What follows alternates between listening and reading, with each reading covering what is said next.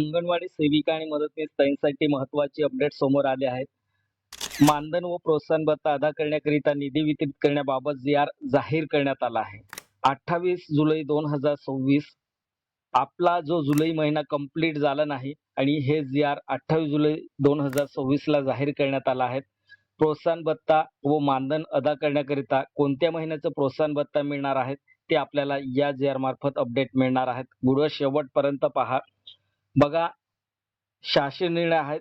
आयुक्त एकात्मिक बालविकास सेवा योजना नवी मुंबई यांच्या अधीनस्थ एकात्मिक बालविकास सेवा योजना नवी मुंबई यांच्या अधीनस्थ एकात्मिक बालविकास सेवा योजना ही केंद्र पुरस्कृत योजना राबवण्यात येते.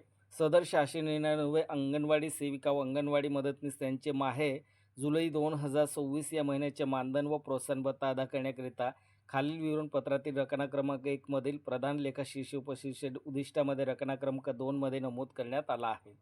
तर बघा ताईंनो, प्रत्येक वेळेस आपला जो मानधन असतो, प्रोत्साहन भत्ता, तो जी.आर. आल्यानंतरच आपला मानधन आणि प्रोत्साहन भत्ता अदा केले जाते. पण या ठिकाणी 28 जुलै 2026ला म्हणजे आपला जो महिना जुलै महिना कंप्लीट अजूनपर्यंत झाला नाही आणि जी.आर. 28 जुलै 2026ला जाहीर करण्यात आला आहे.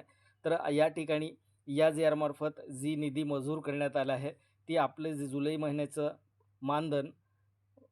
महिन्याचं मानधन व प्रोत्साहन भत्तासाठी हे जी.आर. जाहीर करण्यात आला आहे.